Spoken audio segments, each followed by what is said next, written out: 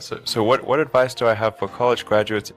Certainly, I'd invite you to apply for a job at SolarCity or Tesla or SpaceX. And if not, then if that doesn't work for whatever reason, then apply to jobs at other companies in that arena or try starting a company. If you study engineering and you figure out how to design new things, then it's relatively easy to start a company. You just need to get a few like-minded people with you. Although I have to say that the space business is quite hard to start a company in the space business because it's such a capital-intensive business. So it may be better to do something in solar power, or if you're going to do it in cars, do it as kind of a component supplier for cars or something like that. Musk has college degrees in business and physics, but SpaceX is his first venture in aerospace. How did you get the expertise to be the chief technology officer of a rocket ship company? I do have a physics background. That's helpful as a foundation. And then I read a lot of books and talked to a lot of smart people. Don't just follow the trend. You may have heard me say that it's good to think in terms of the physics approach of first principles, which is, rather than reasoning by analogy, you boil things down to the most fundamental truths you can imagine, and you reason up from there. And this is a good way to figure out if something really makes sense, or if it's just what everybody else is doing. It's hard to think that way. You can't think that way about everything. It takes a lot of effort. But if you're trying to do something new, it's the best way to think. And that framework was developed by physicists to figure out counterintuitive things like quantum mechanics. So it's really a powerful method. And I want to know, what is the one thing that has surprised you about your life? Well, I'm surprised by the whole thing, honestly. I certainly didn't expect for any of these things to happen, honestly. Yeah. I just, I knew I wanted to be involved in technology. In fact, the only reason I started a company back in '95, an internet company, was because I couldn't get it. There were only a few internet companies, and I couldn't get a job at any of them. So I tried to get a job at Netscape, and sent my resume in and tried hanging out in the lobby, but I was too shy to talk to anyone. And then I was like, okay, well, I guess I'll have to start a company because I can't get a job anywhere. So, Thank you.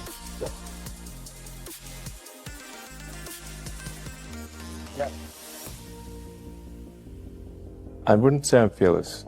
In fact, I think I feel fear quite strongly. But if what we're doing is, if what I'm doing is, I think is important enough, then I just override the fear. Mm-hmm. So, but it's not as though I feel like more strongly than I would like. I think also people tend to overweight risk on a personal level. It's one thing if you've got, a mortgage to pay and kids to support, and that if you were to deviate from your job, well, how are you going to feed your family and pay the rent? And okay, that's understandable. But let's say you're young and you're just coming out of college or coming out of high school or whatever.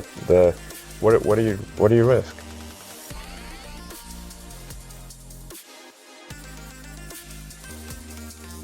You're not going to starve. I mean, it's really certainly not in any kind of modern economy. It's so easy to earn enough money just to live somewhere and eat food. I don't know what are they afraid of? They're mostly afraid of failure, I think.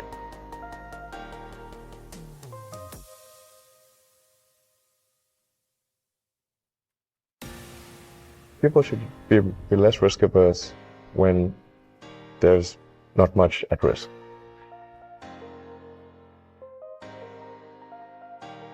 What is education? Like, you're basically downloading data and algorithms into your brain. And it's actually amazingly bad in conventional education. Because it shouldn't be like this huge chore. Like, the more you can gamify the process of learning, the better.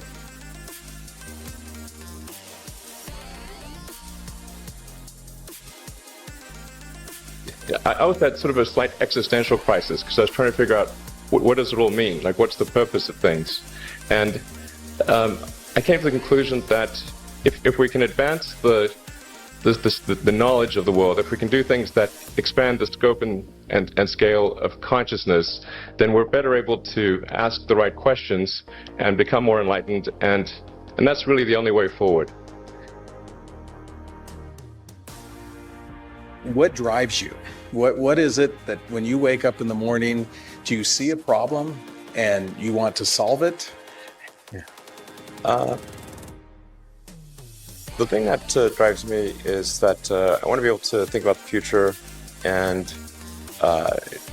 feel good about that. We're doing what we can to have the future be as good as possible, to be inspired by what is likely to happen, and to look forward to the next day. So that's what really drives me is trying to figure out how to make sure that things are great and going to be so, and that's the underlying principle behind Tesla and SpaceX. Is that I think it's pretty important that we accelerate the transition to sustainable generation and consumption of energy. It's inevitable, but it matters if it happens sooner or later.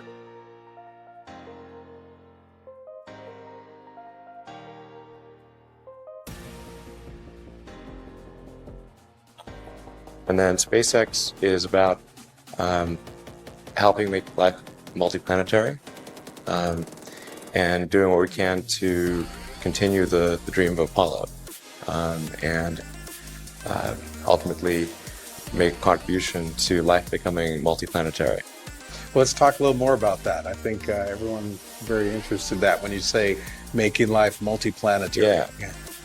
That's exciting. It is exciting. So what's your vision there?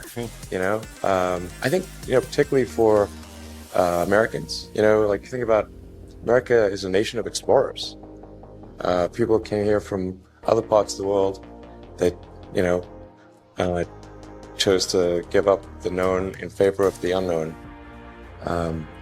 So I think exploration, like the United States is a distillation of the human spirit of exploration.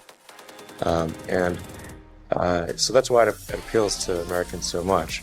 You can see this when, there was a shuttle tragedy, and 7 people died, and that's terrible. But a lot of people die all the time.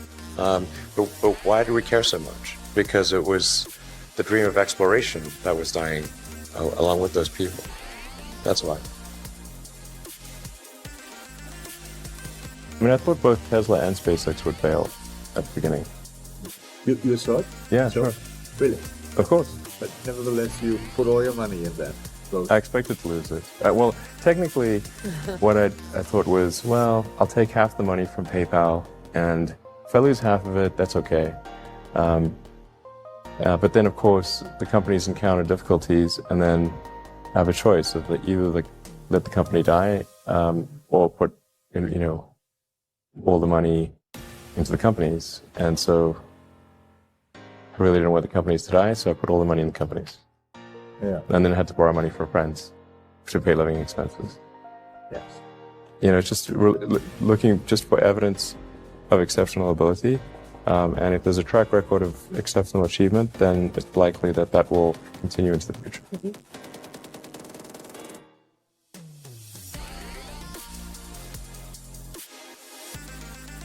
Well, it really depends on the stakes. If the stakes are high, if it's really important, then I will overcome the fear and just do it anyway. But essentially, I just drive overrides fear, but I feel the fear. It's kind of annoying. I wish I felt it less.